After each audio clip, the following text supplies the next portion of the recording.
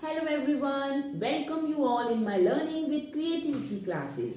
So today's topic is perimeter and area and it is the topic of class 6th. ठीक है, perimeter and area का एक simple सा question है, वो हम सॉर्ट आउट करेंगे. सिंपल तो नहीं है, बच्चों के लिए टफ भी होता है, बट हम इसको बहुत सिंपल सा बना देंगे. ठीक है, सो आइए कम एंड फर्स्ट हम अंडरस्टैंड करते हैं what is the question saying. Question क्या बोल रहा है? The cost of fencing a square field. ठीक है, जैसे ही आपके सामने वो ऐसी फिगर का नाम दे दे, क्विकली उस फिगर को ड्रॉ कर लीजिए. ठीक है, किसकी बात करी गई है? स्क्वायर की. स्क्वायर का कोई फील्ड है. ठीक है, ग्राउंड होता है जैसे आपका, तो उसको हमने क्या करना है? फेंसिंग. फेंसिंग आपको पता है, जो उसके आसपास ऐसे करके हम फेंसिंग लगाते हैं. ठीक है, ये हमने ऐसे उसको फेंसिंग करना है, प्रॉपर ऐसे सजाना है, बाउंड्री. ठीक है, तो बाउंड्री में क्या निकालते हैं हम? पेरीमीटर, ये आपको पता होगा. तो the cost of fencing a square field at ₹125 पर मीटर. तो यहाँ पे बच्चों को हमेशा डाउट रेज होता है कि क्या पर मीटर बोलते रहते हैं और फिर क्या हमें प्राइस निकालना पड़ता है. ठीक है, कोई डाउट नहीं होगा, अभी अभी क्लियर कर देंगे. उन्होंने बोला है कि अगर आप इस फेंसिंग में, हमने अगर 1 मीटर की जगह भी देख ली और हमारी फेंसिंग लग गई, तो हम आपसे चार्ज करेंगे 125.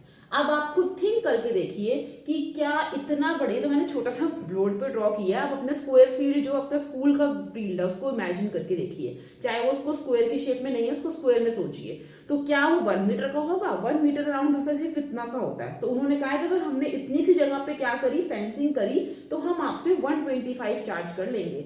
तो हमारा स्क्वायर फील्ड तो आई थिंक इतना, जितनी मेरी भी आहम आ रही है, उससे तो बहुत ज्यादा होगा. ठीक है, तो हमें क्या पता है कि 1 मीटर का वो लोग हमसे कॉस्ट करने वाले हैं ₹125.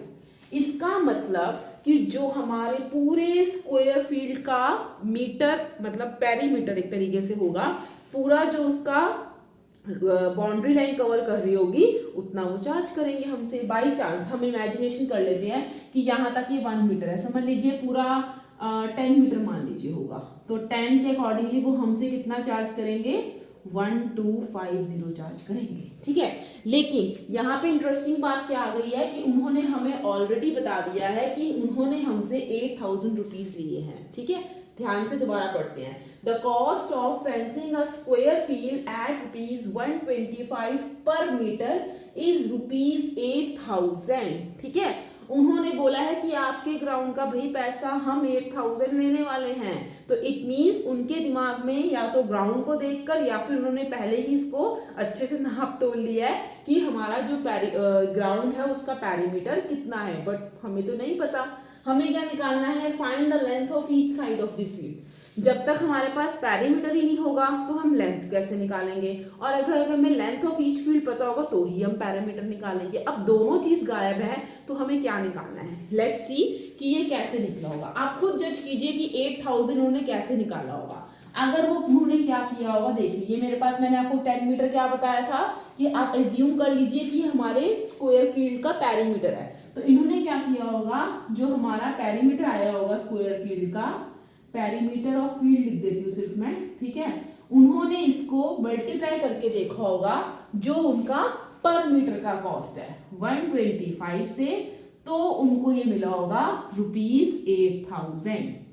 समझ में आया आप सबको? रुपीज जरूर लगाइए साथ में, जो भी इसके टर्म्स होते हैं. ठीक है, उन्होंने क्या किया होगा, जो हमारा पूरा पेरीमीटर को अच्छे से नाप वाप लिया होगा और सोचा होगा अब फटाफट उसको 125 से इंटू करते हैं. ठीक है, अगर 100 मीटर तो चलो 125 से इंटू करके अपना पैसा मांगते हैं. 100 तो नहीं लग रहा, 100 तो नहीं लग रहा, तो 12,500 पहुंच जाएगा. ठीक है, तो इट मीन्स उसके आसपास का ही है. ठीक है, तो उन्होंने हमसे 8000 रुपीज बोल दिया कि दो. तो हम क्या करेंगे? पेरीमीटर ऑफ फील्ड, पूरे फील्ड को जब हमने 125 से इंटू किया होगा तो हमें ये मिला होगा 8000. तो इससे हम क्या निकाल सकते हैं? अपना पेरीमीटर ऑफ स्क्वायर फील्ड निकाल सकते हैं. सो पेरीमीटर ऑफ फील्ड हमारा क्या हो जाएगा इसके थ्रू?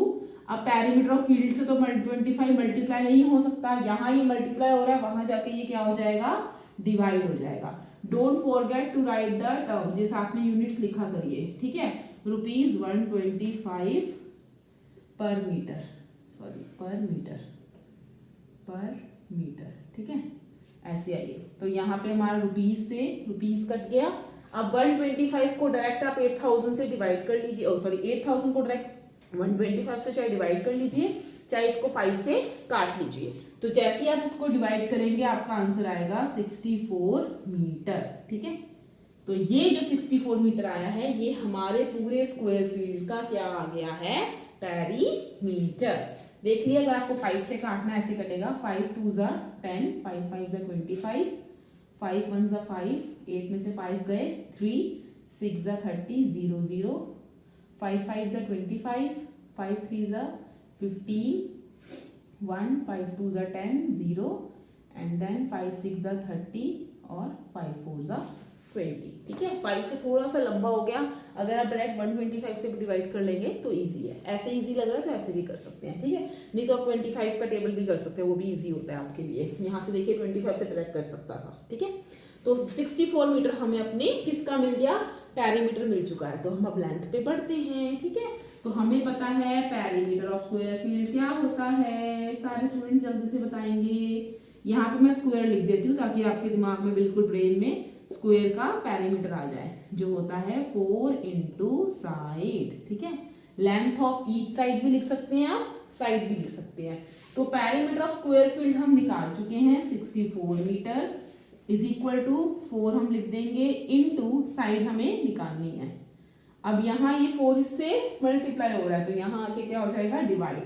तो 64 meter divided by 4 is equal to side. तो ये कट के हमारा कितना आ जाएगा, 4 1 ज़ा 4 और 4 6 ज़ा। तो इसका मतलब लेंथ ऑफ क्या निकालनी थी हमें, ईच साइड। ठीक है, जो ईच साइड ऑफ फील्ड आ गई है हमारी वो कितनी आई है, 60, और मीटर लिखना मत भूलिएगा। ठीक है, मुझे लगता है कि आप सबको ये समझ में आ गया होगा। फर्दर ऑन अगर आपको कोई डाउट होता है you can also ask me in the comment box. तो अब मैं नेक्स्ट वीडियो में मिलती हूँ और इंटरेस्टिंग क्वेश्चंस के साथ। जब तक बाय बाय, टेक केयर।